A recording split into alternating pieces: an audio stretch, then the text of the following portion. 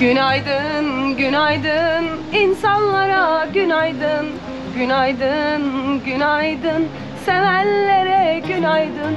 Günaydın diyeceksin, tamam mı? Ben yapacağım da. Günaydın, günaydın, insanlara günaydın. Günaydın, günaydın, sevenlere günaydın. Günaydın. Arkadaşlar aslında günaydın değil, bayağı akşam olacak ama hava o kadar sıcak Abi, ki. öyle bir sıcak ki böyle bir şey, yani diyorum ki ben ve canlı organizma hayatta kalma ihtimali yok canlı varlıkların, yani ölümüne sıcak yani. Çok sıcak. Böyle kımıldayamıyorum. Şu anda da gerçekten. Türkiye'de hava çok soğukken neyse bu görüntüler birazcık içinizi ısıtacaktır diye biraz fazla ısıtabilir yani. Evet, eriyebilirsiniz. Daha iyi olur. Bugün 16 Ocak 2023. Doğru mu? Evet. Olmazsa Döneriz sevdalıları, hoş geldiniz.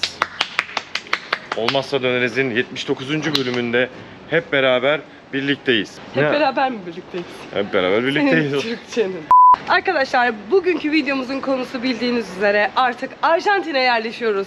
Başlığı altında. Bakalım yerleşebiliyor muyuz? Ne yapacağız burada? İşimiz ne? Nasıl bir ev tuttuk? Ev mi tuttuk? Fiyatı ne kadar? Ev nasıl bir ev? Bu bölümde bunlar olacak. Şimdi nereye gidiyoruz? Şimdi bir tane ben kaktüs taktım. Bir tane kaktüs alalım dedim. Ben kaktüs çok seviyorum. Hem enerjisini çok seviyorum hem de böyle estetik olarak güzel Bakımı görünüyor. çok kolay. Bakımı çok kolay, evet. Çünkü ben hiçbir zaman çiçek bakamadığım için aldığım bütün çiçekler ölmüştür. Kaktüsün öyle bir problemi yok. Bir tane ufak bir kaktüs alalım dedim. Böyle hani odamızda dursun. Güzel bir de görünsün. artık bir oda, şimdi onları söylemeyeceğiz mi ev kiralık? Söyle ama yani şimdi zaten oda göstereceğiz. burası bizim mahallemiz sevgili dostlar. Heh, mahallemizi göster. Şöyle sakin, yani güzel Buenos Aires'imizin güzel nadide mahallelerinden bir tanesi. Gerçekten neden seviyoruz? İşte bu yüzden seviyoruz. Medrano diye bir yerdeyiz.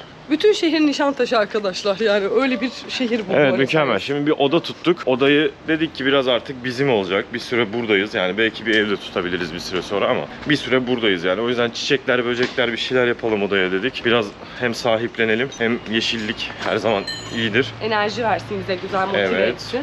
O yüzden şimdi ilk etapta belki duvara bir iki bir şey alacağız sonra falan. Şimdi ilk etapta hadi dedik gidelim bir çiçek, böcek bir şeyler alalım odamıza. Şimdi onun için dışarı çıkıyoruz. Biraz sonra da hep beraber evi gezeceğiz. Bakalım ne çiçeği var, kaç para, ne var, ne yok. Bir bakalım.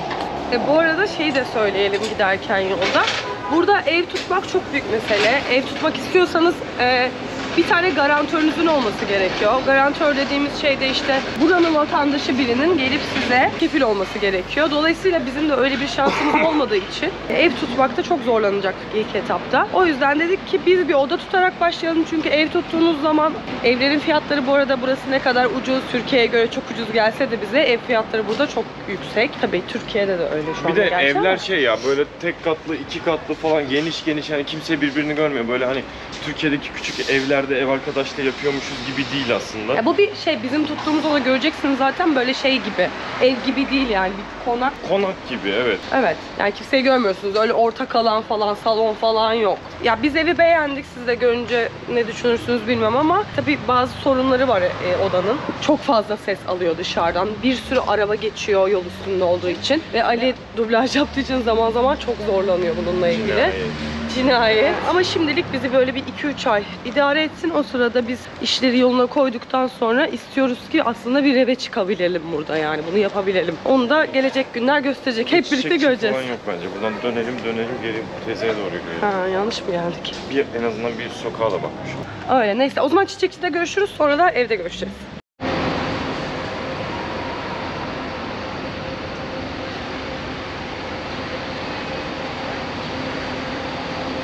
Ya Alamıyoruz. zile bas falan demiyor mu? Pardon. Pardonluk bir durum yok ya. Neyse. Başka Sonra nerede yapacağız. vardı ya? Ulan hiçbir şey halledemedik, çıktık boşu boşuna. Bir bakalım arkadaşlar, ne yapacağız bilemedim. Bir tane daha çiçekçi vardı da onu bulamadık ya. Şey bulamadık. Çiçek alamadık. Çiçek alamadık. Dale. Dale. Quarto 80. 480 yani 1 dolar gibi bir şey. 1 dolarına mı? 1,5 dolar. 1,5 dolar. O kadar karpuz. Şu da 1,5 dolar yine. Evet, bir çiçekçi bulabildik hem de kocaman. Çiçekçi AVM bu. Bakalım neler var. Ay çok bayağı da bir şey var. Bunlar tabii çok büyük. Bizim sadece bir odamız var. Evimiz olsa böyle büyük çiçekler alabilirdik. Ama evimiz yok. Evimiz yok bizim.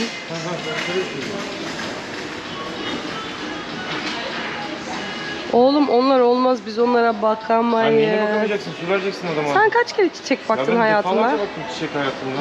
Ne zaman? Her zaman. Yalan söylüyorsun oğlum. Sanki çiçekten anlıyormuş gibi ya. Çok komik. Burada minikler var ama işte hiç kaktüs göremedim ya. Hayır, bakıyorum. Hola. ¿Dónde está cactus? Cactus. Cactus.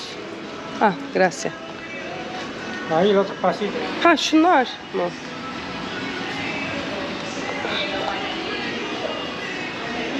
Ah, gracias. Ya bunları görmüştüm ama bunlar çok büyük. Aslında güzel de ya. Burada gel yürüyelim biraz daha var. Böyle asmalık şeyler de var çiçeklere. Çiçek çok güzel, bir enerji veriyor. Tamam 500, 300. 330. 1 dolar. Tamam oldu işte. Ya bir tane büyük çiçek seçelim hadi, alacağız bir tane.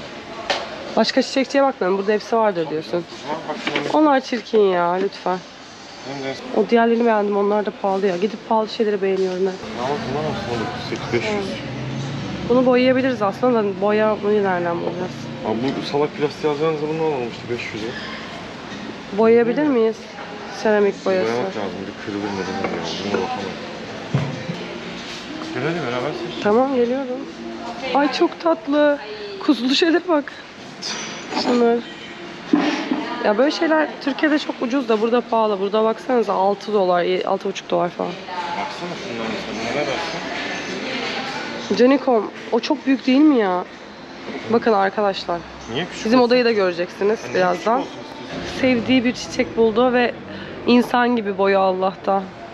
Hadi. Yırttık. Yırttım daha doğrusu. Aa ya da şunlar. Hepsi çok güzel ya. Bence elindeki daha güzel. Ama sen seç. Aa, o da güzelmiş bak, doğru. Bu. Bu ne kadarmış? Daha iyi. Bunun fiyatı 650. öyle mi? Bunu anlat. Şunu tutsana ben şunu. Bu elimizdeki Bu da 1200, gösterişli. 3,5 dolar falan. 1000 bu. 2 dolar. 2 dolarla biraz fazla. 2,5 dolar. Ha, indirime mi giriyor? Ha, şey böyle nakit verdiğinizde indirime geliyor. Bu da, Bu da güzel ya, bilemedim. ben bunu çok beğendim. Bir şey söyleyeceğim. Bakarım diyorsan ikisini de al. Ben bakarım. Ne var bakamayacak? O zaman ondan bir tane, bir de bizim kaktüsü alalım 3. Bunun ikisi ama birbirine çok benziyor. Başka bir şey alalım o zaman. Bak şunlar var. Hayır, bu değil de altı şu olan çok güzel görünüyordu. Bak bu da bence. Şu güzel görünüyordu sanki. Evet, karar değişikliğine İlk göz gittik. ağrımı bırak. Onu bırakıyoruz. Ben şunları çok beğeniyorum. İsimlerini hiçbirini bilmiyorum. Botanik bilgim çok zayıf. Bir de bu çok hoşumuza gitti. Yan yana ikisi de zaten. Şu ikisini alabiliriz. Bu arada bitki fiyatlarının çok ucuz olduğunu düşünüyorum. Konuyla ilgili fikri olan varsa bize yorumlara yazsınlar. Türkiye'de nasıl bu çiçek fiyatları? Yani şu gördüğünüz çok ünlü bir çiçektir bu mesela.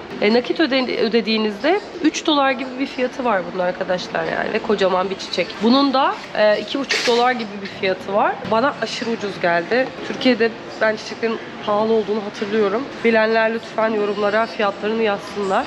O ikisini alacağız. Bir de kaktüs diye gelip başka çiçekler alıp çıkmayalım diye. Bir tane de şurada ufak bir kaktüs beğendim ben. Şöyle minik. Bu da büyür işte kendiliğinden, şu bebek. Bu da 1,5 dolar falan.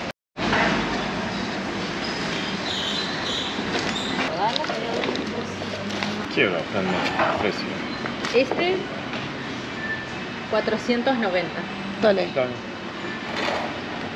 490 yani $1,5 saksısı. Çok beğenmedik ama yani alıyoruz nedense. Efectivo.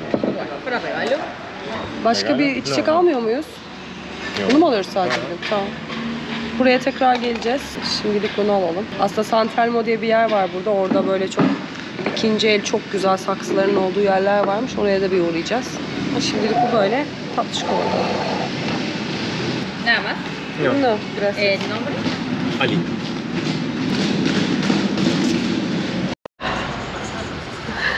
Böyle ben fotoğraf istiyorum bu çiçekle. Ay kaktüs de Aa. Açıl. Ha, kaktüs. Ha, miniş kaktüsler. Bunları da seviyorum ben aslında ya. Şunlar ne? Birkaç tane, 3 tane falan böyle olabilir. Ay ne güzel çiçek kokuyor içerisi. Hadi gel şuradan girip bakalım. Niye açılmıyor? Şuradan mı? Hah. Acayip bir çiçek kokusu arkadaşlar şu anda. Oh mis mis. Oh oh oh mis gibi. Hola. Ay kaktüs. Cactus, lo que ve ahí, Ha, biri kaktüs diyor, biri kaktüs diyor. Ay çok güzelmiş evet bu. eso es único. Ese cuánto vale? Ese vale 800. 800. İyi. Si no tenés así, Ufaklar. de esta medida, Esas cuánto vale? 400. 400. Bu 400, bu 800. Bunu almak çok güzel mantıklı. ya. Çok beğendim ben de. Ay algo para poner. Sí, yo te envuelvo. ¿Dónde? Te lo envuelvo. Te lo envuelvo regalito. No. No. Para- para- para nosotros, sí. No. Ay taşımak için sandı. Taşımak için değil. Saksının İspanyolcasını bilmiyorum. Neyse. Bunu alacağız zaten. Neyse. iyi ki onu almadık. Bu daha şık, daha tatlı. Şurasında bir şey var ama sıkıntı değil herhalde.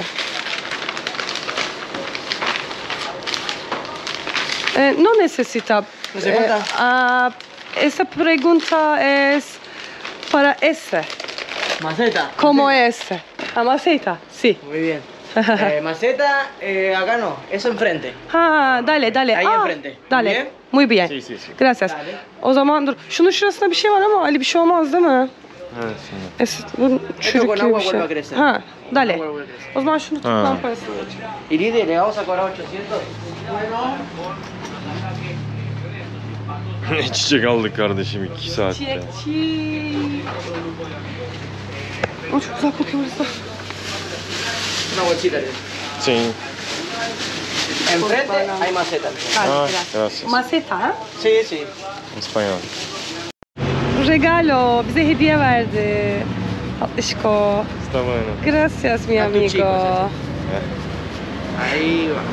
A ver, muy bien. Perfecto. Gracias. Gracias. Hasta luego. amigo. Ya ne tatlı insan. Peşimizden koştu bayağı hediye vereceğim diye. Bize Gel saksı al. o da hediyesi. Alacağız. Saksı almayacağız da hani güzel bir şey var mıdır diyeceğim ama hep plastik şeyler görünüyor. Tamam şöyle ilerleyelim. Buradan yolumuz zaten buradan değil mi? Yani Aa. Evet miydi?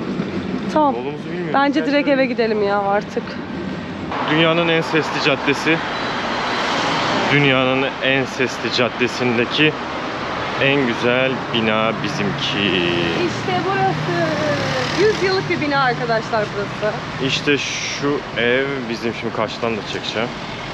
Şu, bu. En çok cezbeden Elimle özel- gösteremiyorum, ellerim dolu şu Şu an. ben göstereyim.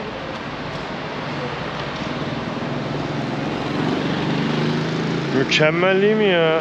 Harika. Oda tabii ki. Yani şurası bir oda, şurası bir oda. İşte bizim odamızda şurası.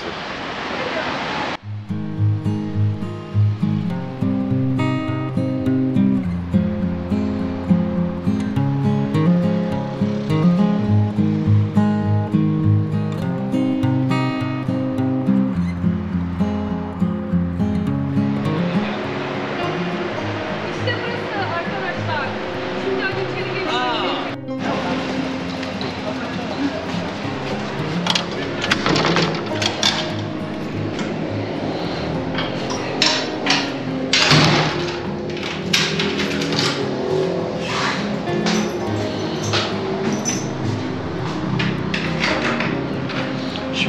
Kapıları açtık. Burası bizim evimize girdik.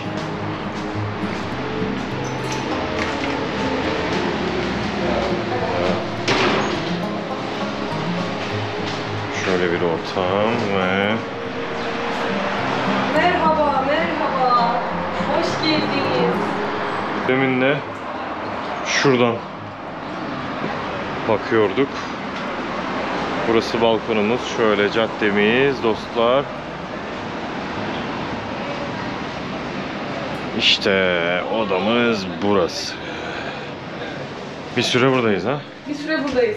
2-3 ay buradayız arkadaşlar çünkü fiyat olarak bizi yormayacak bir yer burası. Ne kadar sesli de olsa buna birazcık sesimizi çıkarmamamız gerekiyor. Çünkü 236 dolar ya da 240 dolar ediyor verdiğimiz para buraya. 236 dolar. Evet, 236 dolar ediyor. Dolayısıyla birazcık burada idare edeceğiz. Ondan sonra da ne bileyim artık bir ev mi buluruz yine ya da daha iyi bir oda mı buluruz? Çünkü buradan sürekli araç geçtiği için bizim işimize hiç gelmiyor. Ama odanın büyüklüğü iyi, bakın. Burada dolapları var, gel dolapları da gösterelim.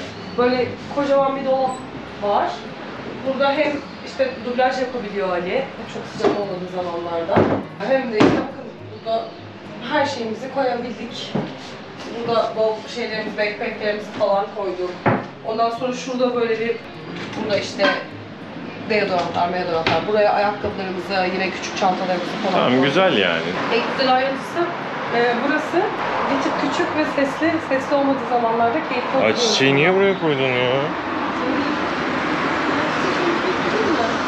Hadi onları da koyalım. Ne? Getirmedim aşağıda. Ay çok yakıştı ama. Bok gibi oldu şu anda da. Ama çok bu düşünsene, bunu daha da büyüğünü aldım. Evet, Yakışmaz. evet. Bu boy max boy. Yo, daha büyük olurmuş. Dur. Evet, şimdi ikinci çiçeğimizi koyuyoruz. Şu nereye koyalım? Buna henüz saksı alamadık. Ama neyse, kötü durmadı rengi. Bu çok Bunu güzel ya saksı bence. alacağız. Bir de bize bir tane çocuk orada saksı çiçekçideki bebe buna hediye verdi. Şu hediyeyi de, ay aşırı iğneli. Evet, odamız genel olarak böyle. Balkonumuz da burada. Şimdi size dışarıyı göstereceğim biraz. Şöyle uzun bir kapısı var. 100 yıllık bir bina burası çünkü. Ortak bir alanı yok ne yazık ki.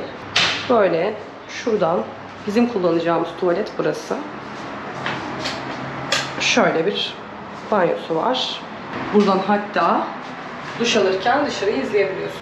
Böyle bir ara alanı var. Burada yemek yiyebilirsiniz. Biz yemiyoruz. Burada da işte her odanın, işte burada kaç tane oda var? Şurada bir tane oda var. Şurada bir tane oda var. Bizim odamız burası. Şuradan giriş yapılıyor direkt, apartmandan direkt bu alana giriyoruz. Burada da işte atıyorum bizim malzemelerimizin olduğu kat, başkalarının malzemesinin olduğu kat gibi. Burası mutfak. İşte ekmek kızartma makinesi, kettle, kahve makinesi falan her şeyi var. Ama bunların şöyle bir şey var ki tencereleri çok eski. Bakın böyle kararmış tencereler kullanıyorlar. Şu, görüyor musun? Ve burada tencere, tava aşırı pahalı. Yani hiç Türkiye gibi değil o anlamda. O yüzden nereye gittiysek, ne kadar lüks olursa olsun evler, hep eski tencereler, tavalar kullanıyorlardı. Onu da anlayabildik. Şimdi terasa geldik. Burası teras. Burada da bir oda var. Ve bu odanın özel alanı var. Yani biz geldiğimizde burası doluydu. Aslında burası çok mantıklı. Ama ne yazık ki doluydu. Ve böyle bir terası var. Şöyle kocaman bir terası var. Burayı kullanabiliyoruz fakat buranın şöyle bir gıcıklığı var ki ne yazık ki akşam 8'e kadar kullanılabiliyor. Akşam 8'den sonra şurada yaşayan insanların alanı olduğu için sesten rahatsız olmasınlar diye buradaki kapıyı kapatacaklarını söyledi buranın sahibi bize. İşte çamaşır makinesi burada. Burada da çamaşırlarımızı asabiliyoruz. Onun dışında güzel, keyifli. 236 dolar veriyoruz. Kiranın yarısı kadar bir depozito istediler, onu verdik. Oda tutmak ev tutmaya nazaran çok kolay ama ev tutmaya gelirseniz eğer buraya 500 dolardan başlıyor evler. İşte bu da 10.000 TL'ye tekabül ediyor. Onun dışında bir depozito ödemeniz gerekiyor. Bir de emlakçı parası ödemeniz lazım. Çünkü sahibinden ev bulmak neredeyse imkansız. Dolayısıyla 500 dolarlık bir eve girdiğiniz zaman, bu minimum bir ücret bu arada, 1500 dolar girişte direkt vermeniz lazım ki bununla da bitmiyor. Çalışıyorsanız değil, çalışmak zorundasınız zaten. Böyle hazır param var, ben geldim burada bir yıl yaşayacağımı kabul etmiyorlar.